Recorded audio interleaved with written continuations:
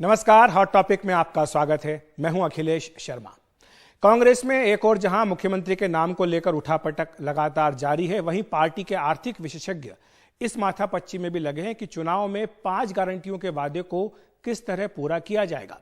राहुल गांधी कह चुके हैं कि पहली ही कैबिनेट बैठक में 5 गारंटियों को लागू करने का फैसला कर लिया जाएगा, लेकिन सवाल पूछा जा रहा है कि इन गारंटियों को पूरा करने में कितना खर्च होगा, इसका पैसा कहां से आएगा, गारंटियों को पूरा करते समय कुछ शर्तें भी होंगी या नहीं, इन गारंटियों का लाभ राज्य के सभी लोगों को मिलेगा या फिर केवल गरीब और निम्न मध्य वर्ग ही इसका लाभ उठा पाएंगे। आज इन्हीं सवालों की पड़ताल करेंगे। सबसे पहले देखते हैं कि कांग्रेस ने कर्नाटक में क्या 5 गारंटियां दी हैं। कांग्रेस ने ये 5 गारंटियां दी। सबसे पहली है गृह ज्योति। इसमें दरअसल यह कहा गया है कि हर घर को 200 यूनिट बिजली मुफ्त दी जाएगी। यह इसमें वादा किया गया है गृह ज्योति में। दूसरा वादा है गृह लक्ष्मी का। इसमें हर परिवार की महिला मुखिया को 2000 रुपए प्रति महीने देने का वादा है। अन्य भाग्य ये तीसरी गारंटी है। इसमें हर बीपीएल परिवार को हर महीने 10 किलो चावल मुफ्त देने का वादा है। इसके साथ ही चौथी है युवा निधि। इसमें बेरोजगार ग्रेजुएट को 3000 रुपए और डिप्लोमाधारी को 1500 रुपए महीने 2 साल तक देने का वादा किया गया है। पांचवी और आखिरी गारंटी है शक्ति। राज्य सरकार की बसों में महिलाओं को मुफ्त यात्रा। इसके अलावा जो 5 गारंटियां हैं, कुछ और भी रियायतें हैं जो कांग्रेस ने वादे किए थे, जैसे कि गहरे समुद्र में मछली पकड़ने के लिए अगर मछुआरे जाते हैं तो हर साल उन्हें 500 लीटर टैक्स फ्री डीजल भी दिया जाएगा। फिशिंग हॉलीडे के दौरान सभी मछुआरों को 6000 रुपए का भत्ता देने का वादा भी किया गया है।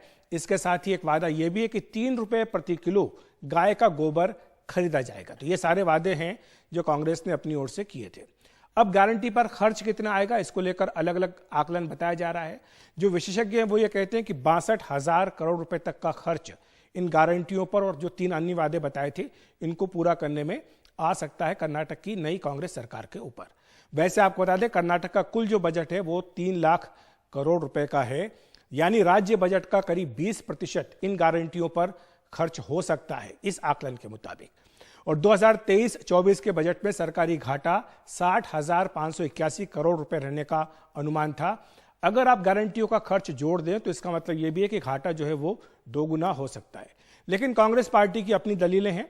उनका अपना आकलन यह है कि 5 गारंटियों पर 50,000 करोड़ से ज्यादा खर्च नहीं आएगा।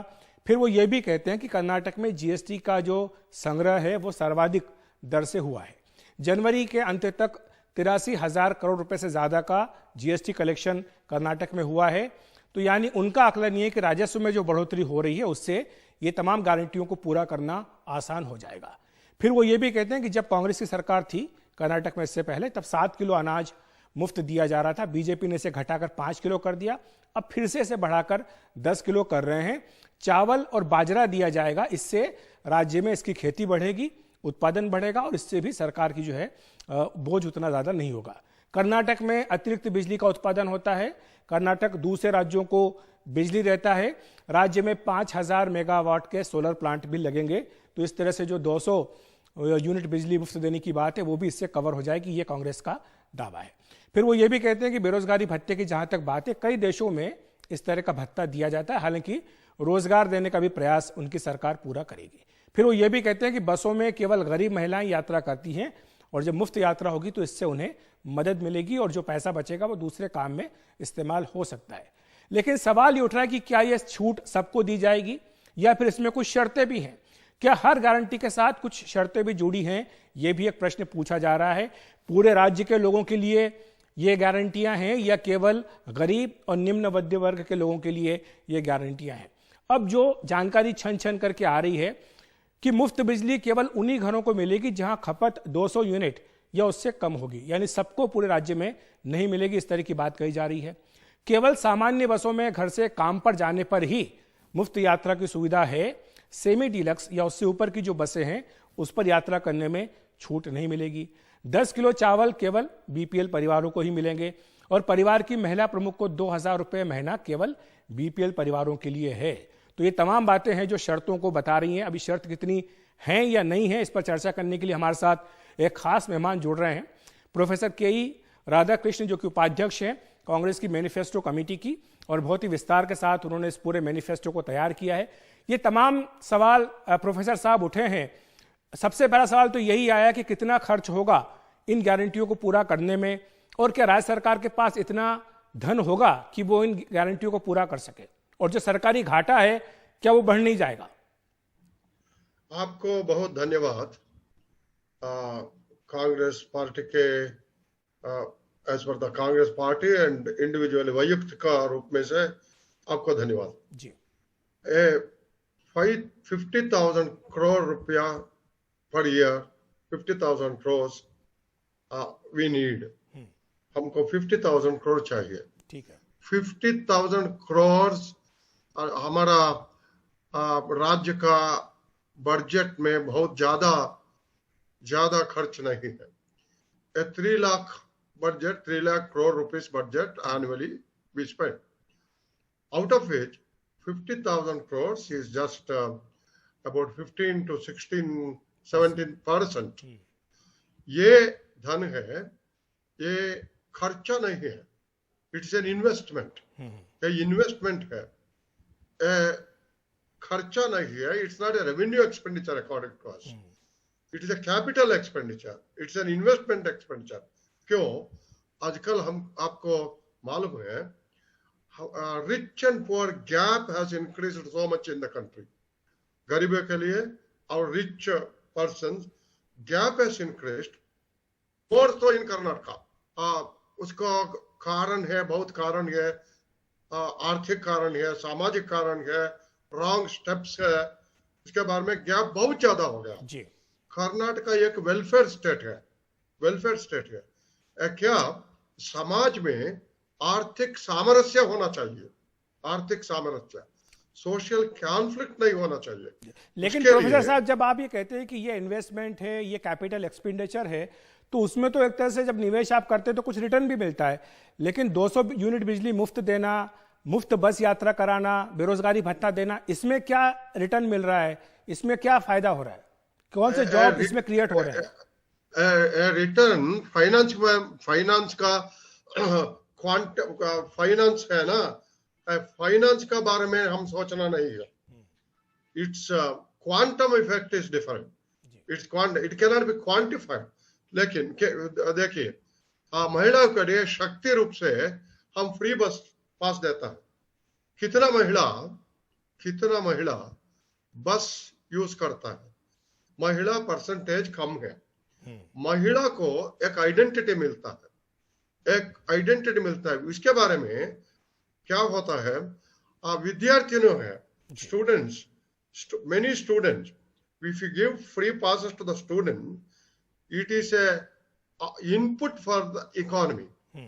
It's an investment. It's an investment है।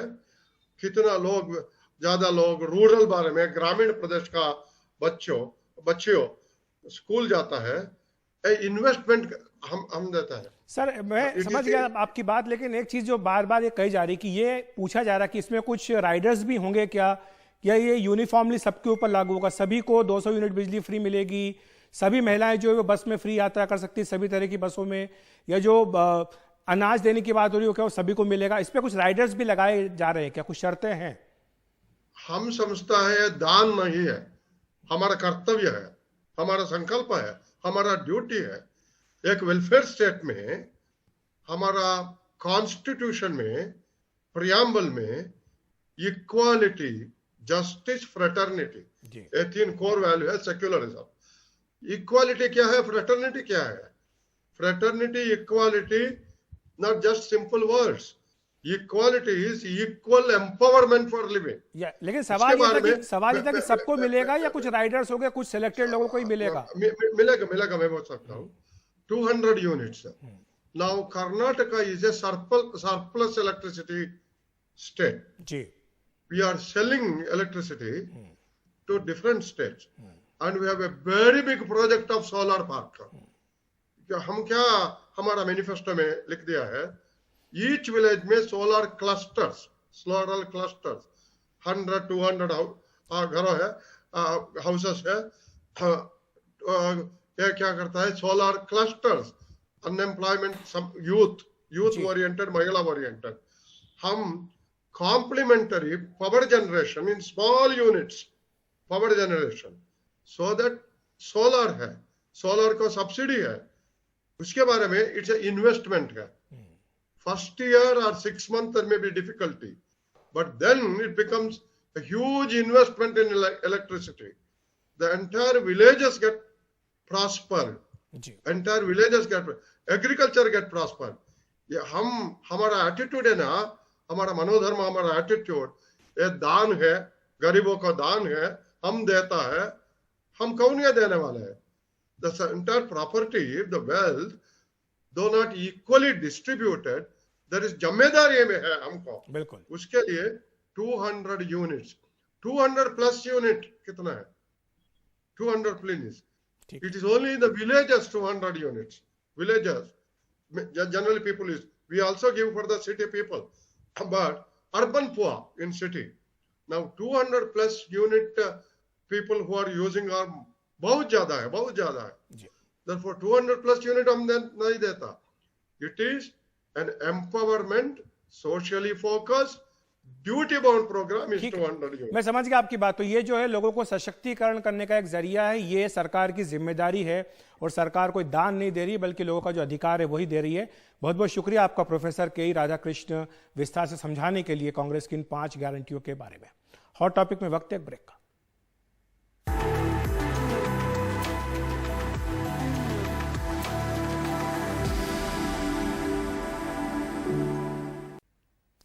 शिवसेना उद्धव गुट के राज्यसभा सांसद संजय राउत के खिलाफ विशेषाधिकार हनन का मामला राज्यसभा के सभापति ने विशेषाधिकार समिति को भेज दिया है. संजय राउत पर महाराष्ट्र विधान परिषद के बारे में अभद्र टिप्पणी करने का आरोप है. 1 मार्च को कोल्हापुर में उन्होंने कहा था कि ये विधान मंडल नहीं बल्कि चोर मंडल है. इसे लेकर महाराष्ट्र विधानसभा सचिवालय ने 6 अप्रैल को राज्यसभा सचिवालय को चिट्ठी लिखकर विशेषाधिकार हनन और अवमानना की शिकायत की थी. चिट्ठी में कहा गया है कि विधानसभा स्पीकर ने प्राथमिक जांच में राउत को विशेषाधिकार हनन का दोषी पाया है. पूरे मामले पर गौर करने के बाद राज्यसभा के सभापति ने यह मामला आज विशेषाधिकार समिति को भेज दिया.